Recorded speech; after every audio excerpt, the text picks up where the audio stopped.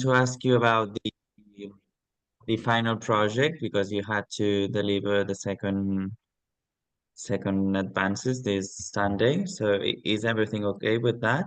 Yeah, things are going well. I mean, the last time I spoke to my advisor was maybe a month ago. Um, Okay. and I submitted something to her and she told me she'll read it and get back to me, but we haven't had communication yet. So I'm just Okay. going to continue and submit more information, just basically analyzing the survey I did. Mm-hmm. Also kind of just the methodology of the solo component that I'm going to do as well. So just Yeah. outline how I went about that and some more research and some more readings that I've done, just kind of crafting it. I kind of again just have everything all over the place. And then I think once I have a messy table virtually, then I can be able to kind of sew it together and have it have a nice through line throughout. But yeah, it's been going Okay. really well so far. Yeah. Okay, perfect. About your supervisor, about Laura, don't hesitate to insist because she's sometimes a little Okay. bit difficult with the WhatsApp and the mail, but she will finally answer. Yeah. Yeah, we've had a conversation before and it was really great. She actually really helped me with my project kind of center it in a way that is about today and relevant to Hmm. now. So it doesn't feel like it's a 20-year-old research I'm doing. It's really connecting something from a specific time period to how it's influential and important today and seeing those what's happening today. So it's really she's been really great at that, helping me kind of pinpoint exactly what this subject needs to be. So it's been great. Yeah. Great, great, great Mhm. to hear it.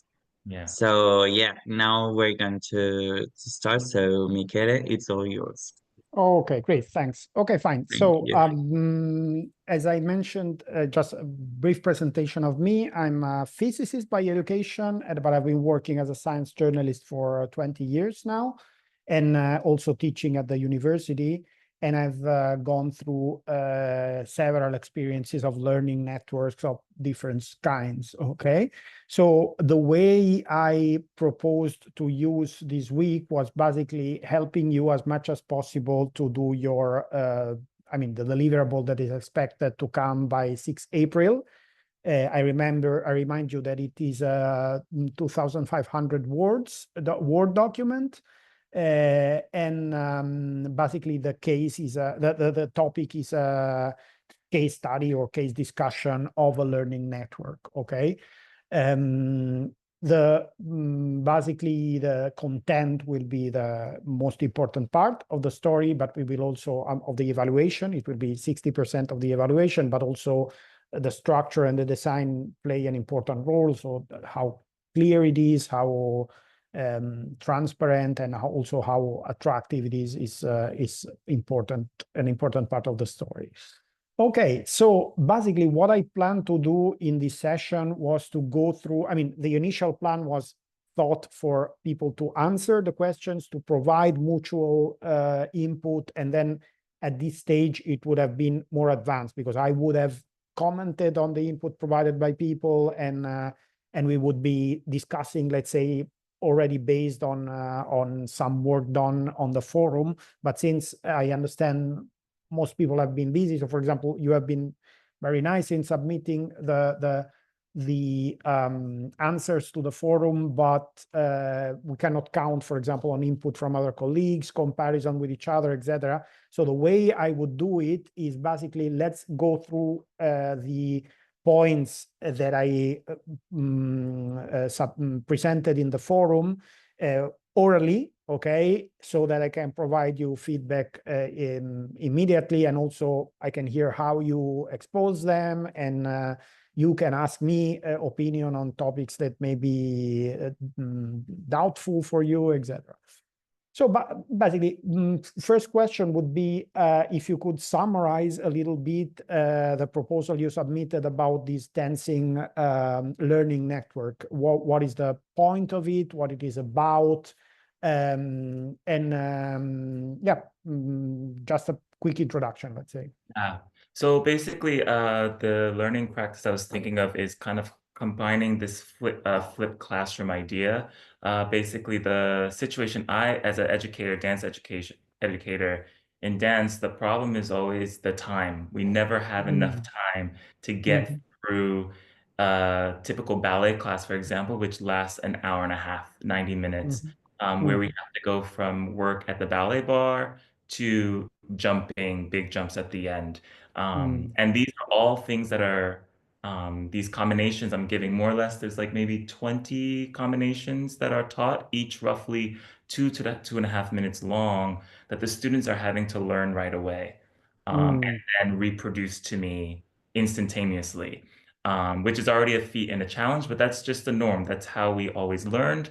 Um, the way that I thought would be interesting to go about this is to kind of do pre-recordings of some of the key concepts and methodologies and philosophies I have in dance. Whether one of the examples I made was with the barbershop pole, how the red, white, and blue goes infinite. So we talk about turnout with the legs going infinite into the ground. And these simple ideas and simple thoughts, if they're already given to the student beforehand, when I say it in the class, they already instantly know what that means, so that we don't have to spend 5 minutes kind of identifying what that is. We can just reinforce these ideas. So that's one of the major ways that I thought that this practice could be beneficial in a ballet class or practice. In addition to that, also creating pre-workout exercises. So the other problem we have is that dancers sometimes don't have the time or the resources or the space to even warm themselves up before the class. So allowing them to have this pre-recording idea of different works, it gives them more tools that they can access that's coming from me directly. Okay, so I understand that is a it looks like a very interesting idea and very well aligned with the purpose of this exercise. I understand the paradigm that you would apply to dancing lessons would be the flipped classroom, sorry, paradigm, right? Yeah, so that is interesting, and that is very important to discuss it a little bit when you deliver the story. Okay. Have you thought a little bit about, so I mean, the methodology would be flipped classroom. Have you thought a little bit about how to implement this technologically? How would you do that? I mean, would you use, I don't know, social network, a YouTube channel, a specific, platform like a Campus Virtual, for example? What would you do? I think for sure, in an ideal world, there will be like a virtual campus scenario where dancers can log in and they can see all this information provided for them. I don't think it'll be something that would be on a YouTube that everyone can have access to, just for the rights of, my intellectual property. Like I'm giving it specifically to these students who either have paid or they have access to me through that. Okay, so that is an aspect that would be interesting, because I understand this would be done within, for example, your own dancing school or somebody else's dancing school, but not within an institution like a university that already has a virtual campus, right?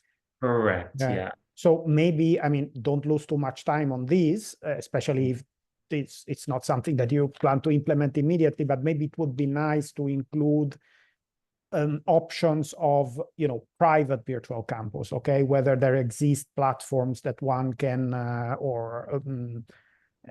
use to carry out these sort of things at a low scale, I mean, without piggybacking those of university, for example. Okay. Yeah, so simple as like I know I use Venmo as for example, and just having a password, and I guess you can get like a library of different videos, which will give you this look of a campus kind of situation. But I'm interested to a little bit more into what other places have like a collective. I know like a Google Dropbox is possible as well, just to see something that might be available similar to a virtual campus. Yeah, because it's not just, I understand. I mean, that is something you might define, okay? But I understand it would be not just a Dropbox in which you drop this video. It must have some structure, but also allow for some degree of interaction, okay? Yeah.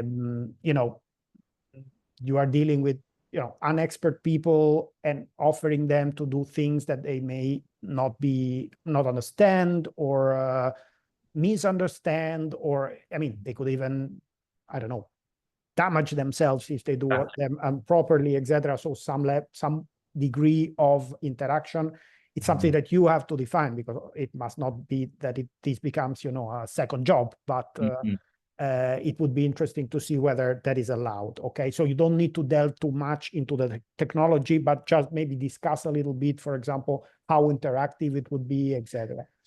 Okay, and then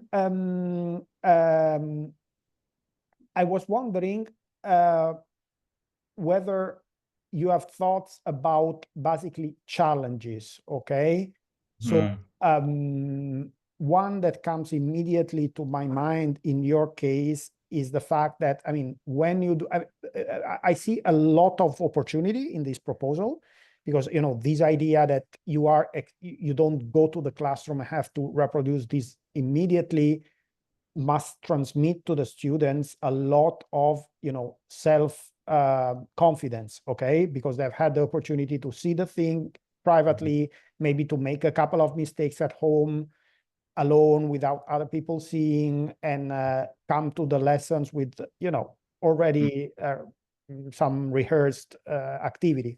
So there is a lot of potential in that, but there is also some degree of danger, let's say, or risk, which is that, for example, they start it wrong. I mean, they get it wrong, they learn it wrong, and then they get stuck in the wrong technique, and then you have to do 2 times the job. I mean, unlearn the technique and learn it again in the classroom. So that is something that comes to my mind, but certainly as an expert of the field, you must have thought about other potential challenges. Well, just one of I went ahead and I answered the second part of the question, and I wasn't thinking necessarily with this model. I was just thinking overall with the flipped classroom idea. And in the reading, I wrote like a red flag moment when one of the teachers were texting with the student and found that the student was having problems at home where they got kicked out and all the other things.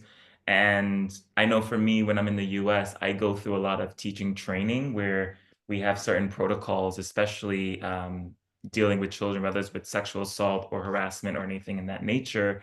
And having a secondary educator on those calls, kind of like Albert now as an advisor, someone who's there as just an ear to be in the room, just to hear what's happening, I think is really critical and important. So in creating this virtual campus, going back to this idea with my proposal, I think having someone that is also in the room, just that they can see the chat or the conversation. If the student doesn't understand something and they reach out to me personally, there is a track of another adult in the room as well.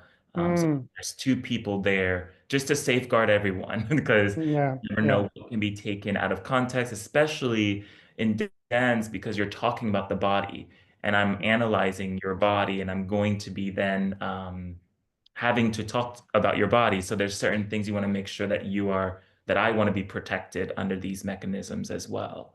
Okay, because are you thinking about a lot of interaction on the virtual campus? I mean, beyond the physical interaction, I mean, the interaction in presence that you get in the lessons. So, for example, would students also upload videos of what they do, or would it be mostly one directional and then just, posting questions and etc.? Yeah, so I can actually give you something that's happening now. And as well, I am choreographing a solo on a student in New York. And what I did, we didn't meet yet. So we've done this flip idea in real time where I sent him videos of me dancing a structure of the solo. He's learning that structure, and now he's going to send it back to me, and I'm going to give feedback to him. And then we're going to have a Zoom, and we're going to progressively get to the point where I go to New York and we'll be in rehearsal together.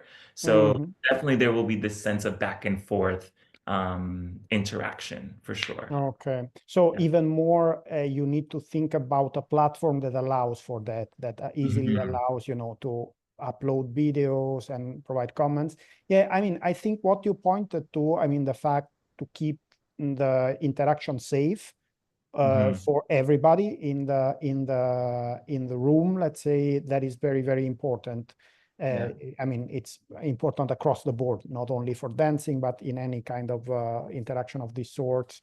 Right. So the solution you propose, which is having another person in the room, is certainly, I mean, very effective. Maybe my concern would be that this quickly becomes a heavy weight system. Okay, so once it's not just you and students which are already, you know, on board in the project, and you need to have somebody else devoted to that. You need to rely on a larger structure. Okay, so that is something simply that, I mean, in practice, it would translate into make the system more expensive, essentially, with devoting some hours of time of somebody to carry out this sort of control task. So that would certainly be something to notice, at least. Okay, it doesn't it doesn't imply. Okay, and one other question is whether I mean, on regarding evaluation. Okay, so I guess even in this context, there must be some degree of evaluation, self-evaluation by the students, evaluation by the teachers of the student. So would that be restricted to the in-person part of the method? So the traditional one, or would you bring some of the evaluation also on that part, on the virtual campus part? Yeah, absolutely. I think it'll be a hybrid of both. I think because every student's going to be different, I think I would love to evaluate a student's ability to learn something on their own. Some people might be fast learners, but then in the studio in real time, they might need time to process. So I don't want to give a hierarchy for a student just because they learn it fast, but they might not potentially learn the details as much versus a student who learned it virtually. They have the time to actually understand the details, the information, and they're in fact stronger. So that a scale that I don't want to put a hierarchy on one over the other. Okay, so that is something you have to think about, I think, because you know, evaluation is always very sensitive, and it must be sort of it must go under a protocol. Okay, so I think, I mean, a paragraph. I mean, it deserves a paragraph on its own. I mean, how would you do that? Would you be, you know, narrative feedback to the student? Would you give an actual mark where this feedback would be given? I mean, not just you know, the advice or comments on the videos they upload, etc., but the moment in which really they get an evaluation. Okay, would it be at the end? Would it be you know, after a series of iteration of the process? That it's something that simply it must be defined, okay, and thought about to make it effective.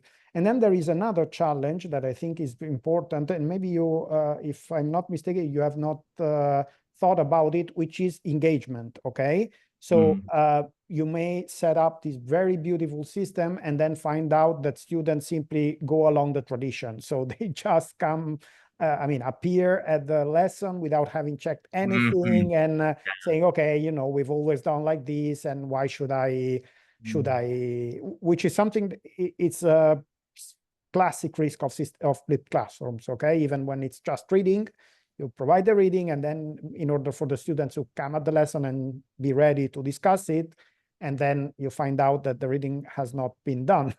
So I was wondering whether you had thought any incentive for people, I mean, beyond, of course, the obvious advantage of having these kind of things available. Okay, if I had to learn dance, I would love to have the opportunity to check it in advance.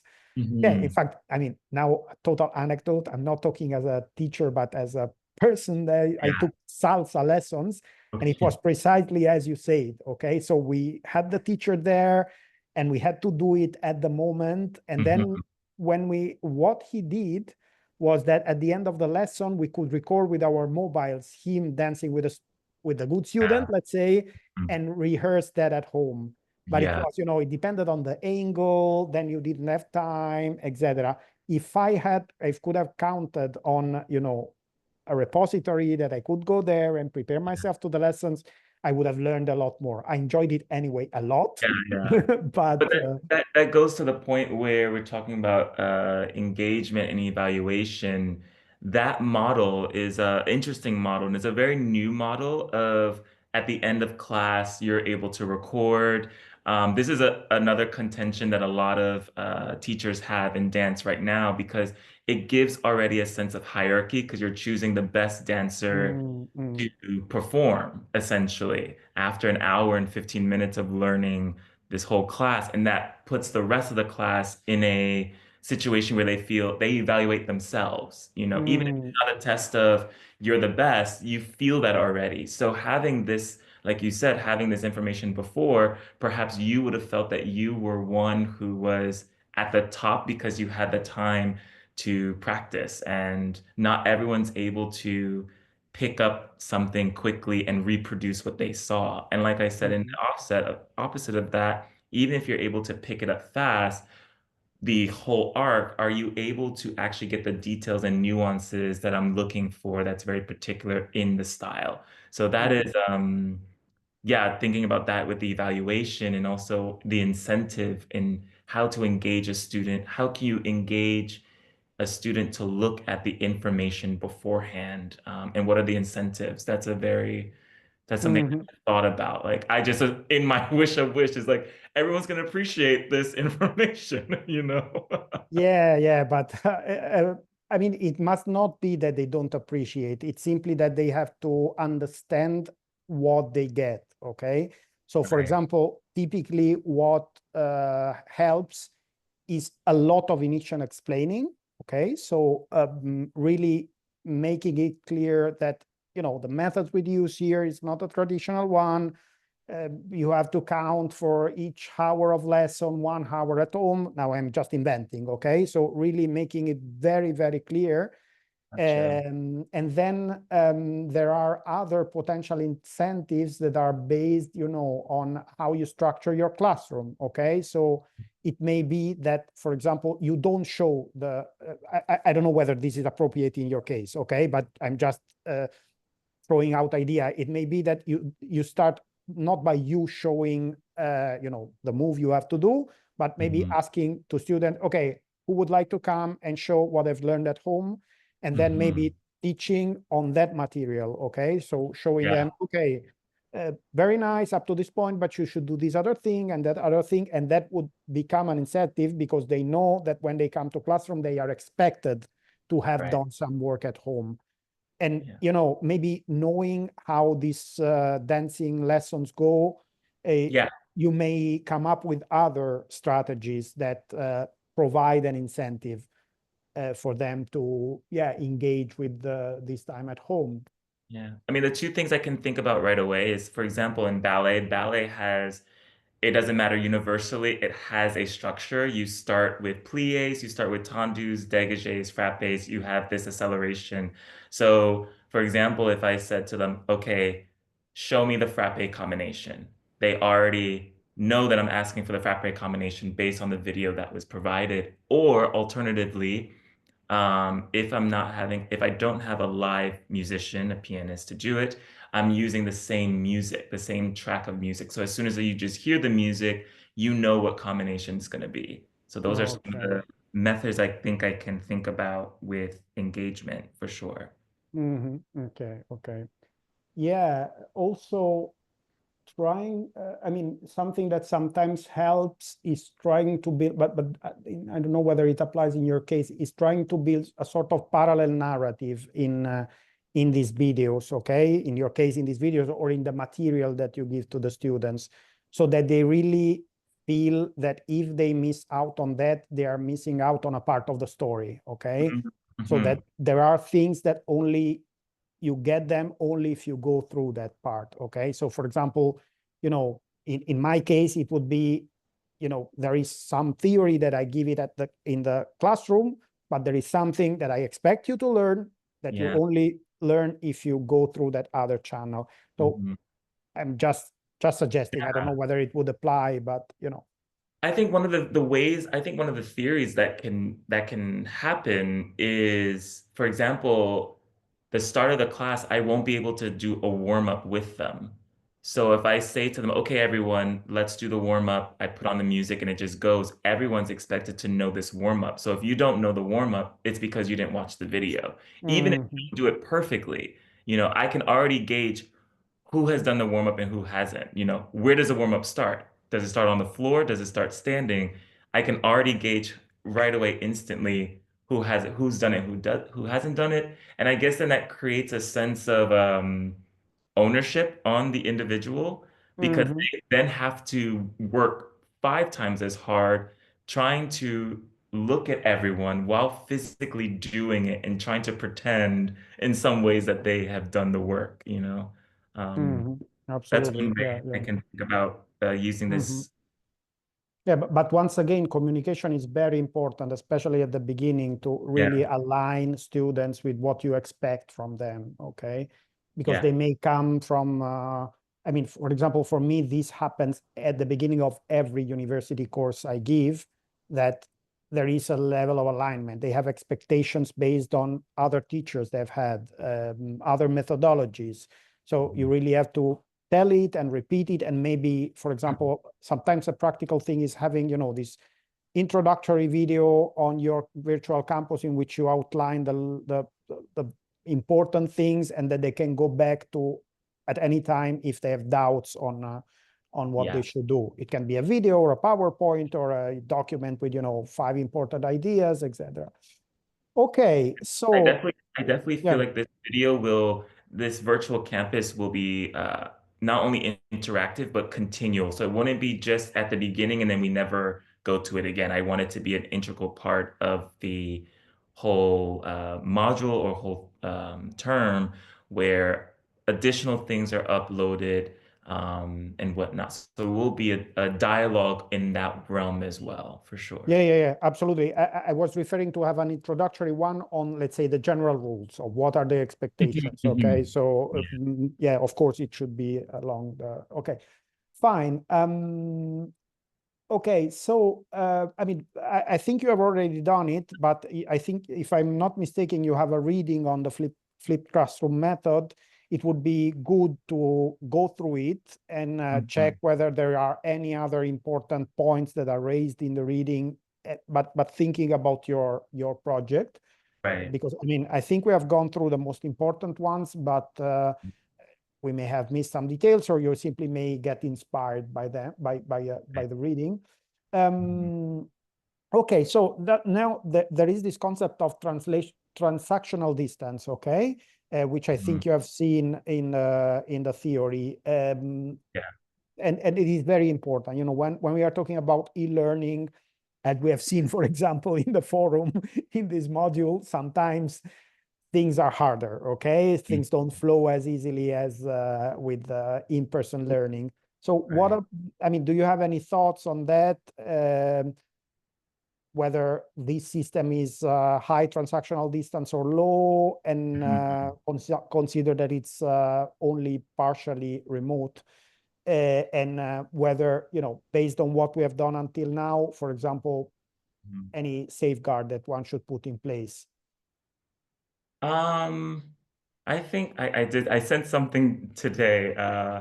Let me see what I wrote just to make sure I Yeah, have. unfortunately, I could not read your last post, No, which, it's okay.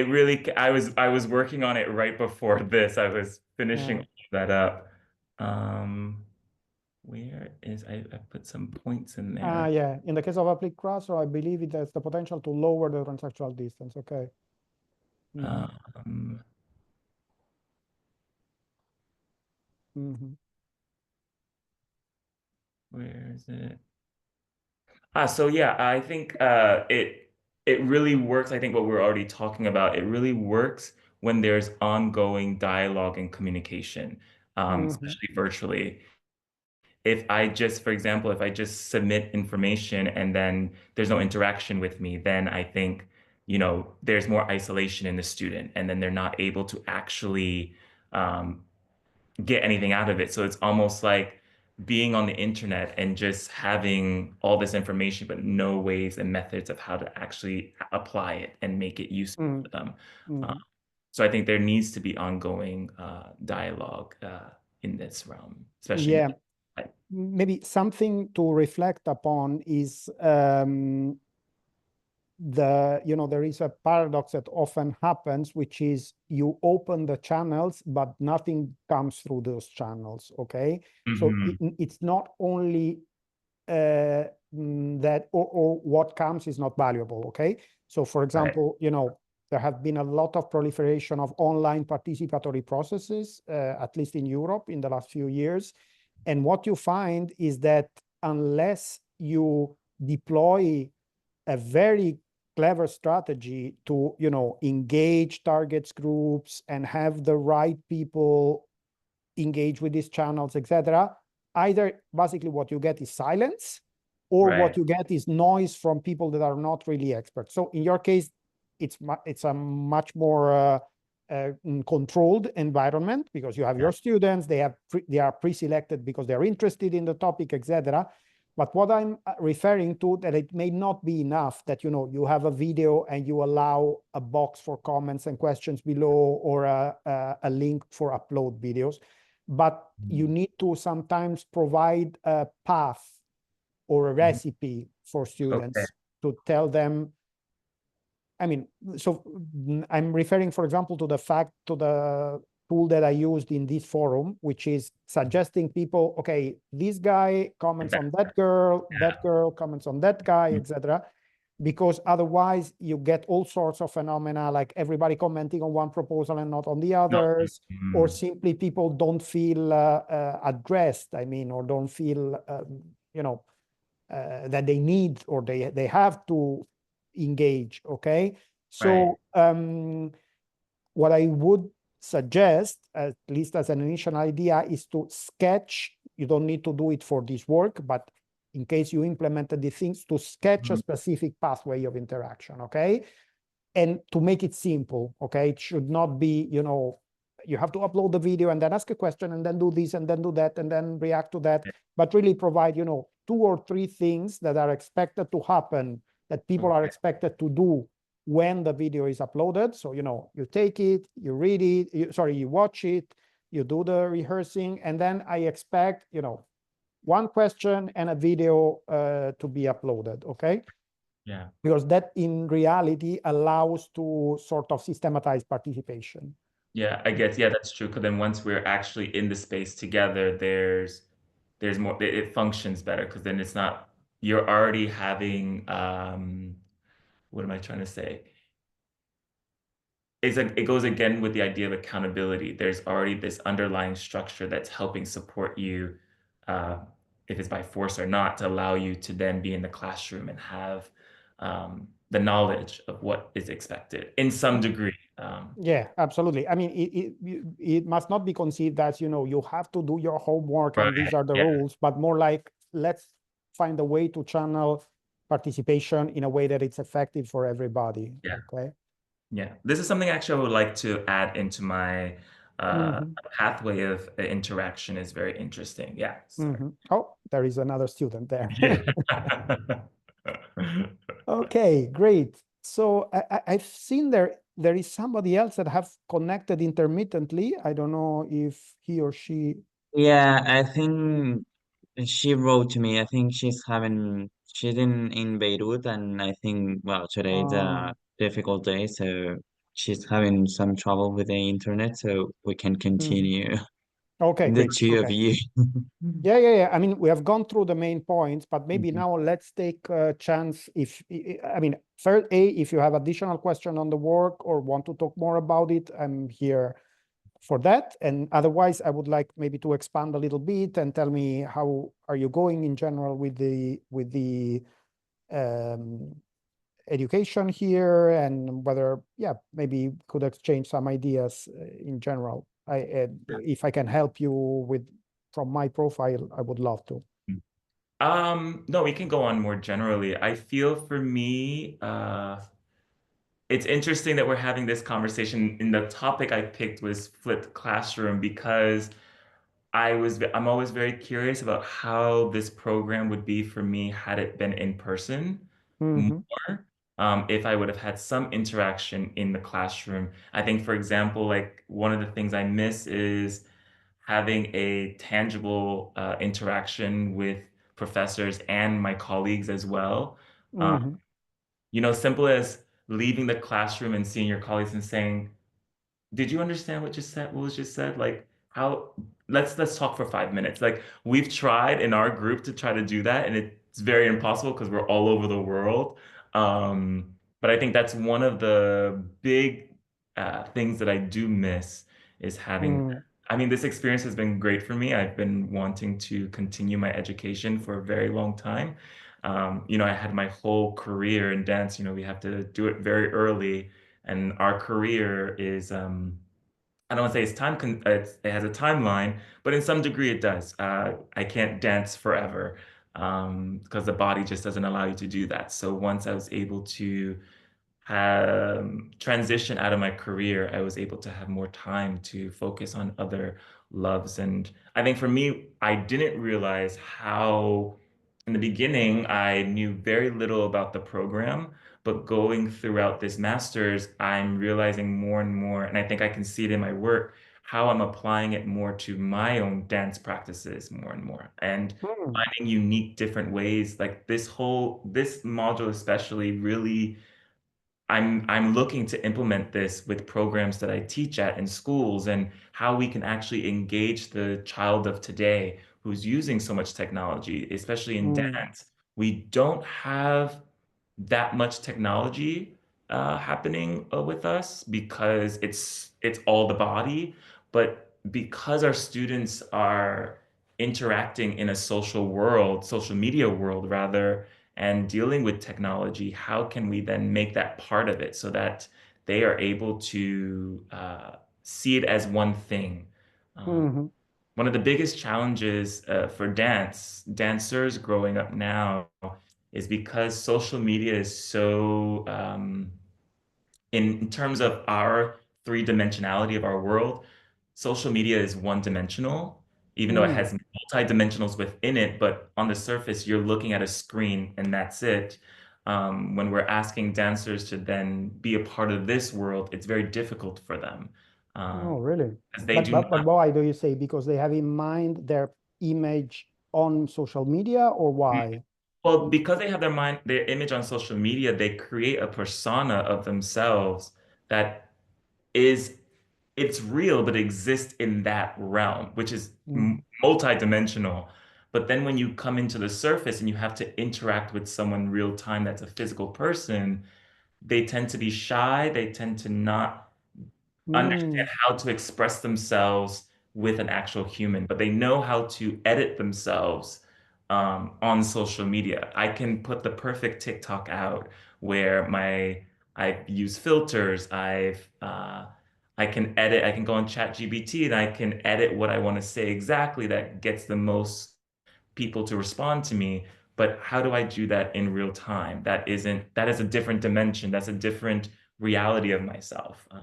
And Oh, I think that's something that, as a dance educator and dance practice, I'm trying to, especially through this program, trying to figure out how to tie those two ends together. So dancers can actually understand that their personality that they have, whether it's in a social media realm or whatever, can actually exist in their real life. mm. That Yeah. is very, very interesting because in a completely different realm, I teach journalism and communication, but there are several similar ideas running around. So, Mhm. for example, I mean, first of all, also in our case, we have this very special situation in which you get people that are extremely active on social network and at the same time are extremely shy in the classroom. Right. And also, especially after the last AI boom, I Mhm. think there is a lot more. I mean, there is a shift toward, live in-person things, like, Yeah. for example, having more oral communication, uh, you know, methods like, for example, instead of writing an essay, let's a group essay, for example, let's do a group debate, a live group debate that is Yeah. recorded and that has to follow certain rules. Or instead of doing a written exam, let's do it orally. Mhm. Or even methods that really imply your body. Okay, so instead of staying there with your computer in front of you, what Mhm. can we do with our bodies in the Right. classrooms? And Mhm. it's really very, very interesting. I've had a session on mental health Okay. in my science journalism lecture Mhm. course that was given by a person of an association that has gone through mental health issue and tells his story. Mhm. And he did a very nice dynamics, which students had to stand up, and they had a badge that they could not see, but the others could see, that were topics sometimes related to mental health, sometimes unrelated, and they had to record somehow, mentally record how the other people reacted to the badge they didn't know about. And it was Mhm. incredible. I mean, simply the fact that they stood up and that they had to do this dynamic, that they had to chat with each other, then it triggered a very lively debate afterwards. So for example, me personally, I'm trying to do that. Okay. So we still have a lot of writing and a lot of things that are done online, etc. But then what can we do in the classroom that really involves you as a Yeah. present being with your body uh, and that sort of things? Or exactly, or how can we exploit something that by now it's not replaced by all these Mhm. technological devices, which is, the fact that you are in presence and you do something live, basically. So yeah, I see your point. I think this is something that is cutting across a lot of aspects of education. Yeah, because the other, going back to some of the readings, one of the thing I found interesting was, I can't remember which reading this was, but there was a graph about the proportion that says each of their main way of getting, this was about the news online and how I think a lot of, I'm changing gears, but a lot of younger people don't get their news from traditional news, like from Mhm. watching TV or newspapers or even the radio. Um, this even goes to like what's happening now in the US, where the US wants to get rid of public radio and public TV because they find it to be leaning towards one way politically over the other. And it was just interesting, the graph that was showing basically made an X of like the incline of more um, social media news, where people rely on celebrities and influencers as truth tellers for news versus actual journalists who Yeah. have practiced and studied these methods and ways of giving information. Whereas now, you watch the news and everything is a commentary. Mhm. Like the news is I miss the news that's actually just giving me information and allowing me to be the person to analyze and assess and make judgment. I feel like there's already this tone of judgment and tone of directionality, which I understand part of it comes from, a lot of these news outlets and even online, they have sponsors, commercials, uh, they have to,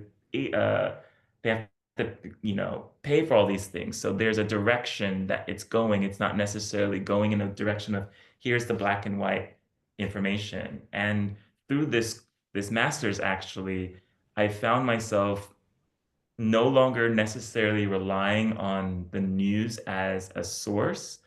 Like, for example, if there's an article that's about, recently there was an article about uh, a state senator in the US proposing a bill for something. And it was a commentary on it. So I went and I found the actual bill and I read through the bill myself so that then I'm able to get that information, which is something I would not have done previous to, especially this course, and actually identifying what sounds like commentary and doesn't sound like news, and then how can I get the information myself? Because the truth is, the information's there. We hope for news outlets to give us just a draft of what the information is, a cold draft with no emotion, no direction of where you're trying to go. But today that's virtually impossible because everything has this sense of emotion and driving force of which way I should lean to like this proposal Mm. or dislike it, you know. Mhm. Yeah, yeah, yeah. I mean, in principle, our job as journalists would be to do what you are asking. And I still think it has an important role because, I mean, um, you will not have resources to go through all the important information, Yeah. basically. So there is this issue of limited bandwidth, which is our human brain. It has Mhm. evolved that it has evolved, and so we still need a lot of intermediate, I mean, work of intermediation by Mhm. trustworthy agents that do the job of, selecting the important things and explaining them in a way that you don't need to go to a 100 pages bill, etc. But that is very strongly eroded by all this polarization that is around. And the fact is that what comes next after, media organization, it's not necessarily better. I mean, if you Yeah. have all these influencers and which are even more reliant on, funding of all sorts, from commercial fundings to whatever. So yeah, it's a hard time, but still, And me personally, I'm addicted to the BBC, and I think they do a very nice job to mhm. try to portray things in a balanced way. And yeah. Mhm. And I think the other part through, especially through this program, is that, through this master's, is that reading a lot of reports and understanding um, the through line, having the executive summary, the introduction. With Mhm. that said, I feel that a lot of news outlets or commentators or even influencers, they just look at the executive summary. Yeah. They do, and I learned that now. I'm like, oh, you get all the information from this little blurb, and you have not read the details that really supports that summary and gives context to that summary. So you can take Yeah. bits and pieces, but then you haven't read through, because it's like you said, it's time consuming to read a 100 to 300 page report if you're not actually diligently going through to actually understand what it's saying. So that also, it's almost like you've taken the report and you've taken the summary, and then that reporter is summarizing that summary, and then the commentator Yeah. is summarizing. So it becomes already so small instantaneously with not a full, where not the Mhm. context isn't respected. So Yeah. I, Yeah, the nuance, also the nuance, yeah, because you get the nuance when you get in the details. yeah. In my science journalism courses, there is always this insistence of you really have to read the paper. I mean, if you Mhm. write a story on, that finding, new star found in a galaxy or whatever, new exoplanet found, you really have to go through the paper Mhm. and check, the numbers, whether it's consistent, what methods they have used, and all that sort of things. And then you need to ask several experts, independent ones, to get a range of opinions. And only if you do that, you can put, for example, often in that process, you find that there is no news. Okay, that what Right. happens, there was just some hyped, spinned, Mhm. thing that, and there is no really news. And this happens a lot even in science. In hard science, you get, findings. They find water on the moon every 2 years, Yeah. basically, because and that creates a cycle of excitement, and people don't remember that there was a discovery of a different form of water. Okay, different aspects, etc. So all this context is really, really important. But it's also, it's costly. You have to have humans. I mean, now you can be aided by artificial intelligence and by a lot of other tools. But in the end, you need to have humans balancing all these sort of things and having contacts with people that they trust and having time to talk with them.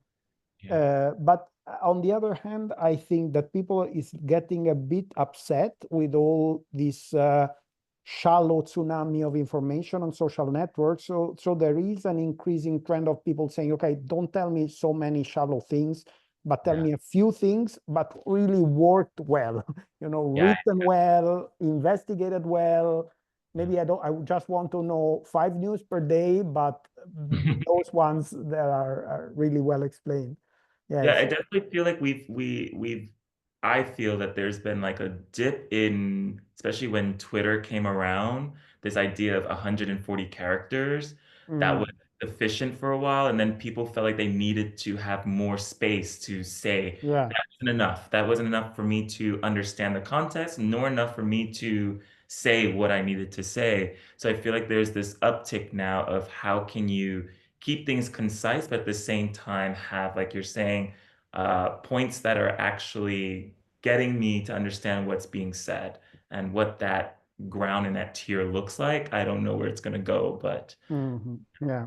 But anyway, I'm very happy to hear that the program has given you tools, to yeah, unpack complex information. So that is really great. Okay, Yeah, fine. I'm happy to hear that too. Yeah, yeah, we It will. means we are in a good way, absolutely. Yeah, it in the good will path. Yeah. it will be nice to have to give this feedback back to the organization. Okay, Sure. so I think we are basically done unless anybody else comes at the last minute.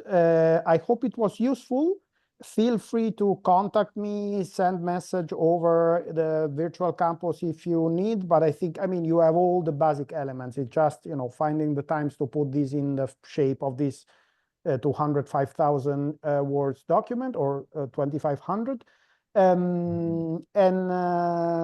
Yeah, remember, let me think whether there was a suggested structure, but I think not. Okay, so basically, yes, there was indeed a suggested structure, but basically, if you follow the questions, that Mhm. I posted, you will basically have all the boxes checked. Okay, Okay. perfect. Okay, great. Thanks a lot. I really hope your project comes through one day or another. Thank you so much. Okay, Thank great. you, Michele, and thank you, Jamal. Okay, bye. Basically, for all your time and for being the only one to join us today. So thank you for that, and thank you, Michele, because I think it was really helpful.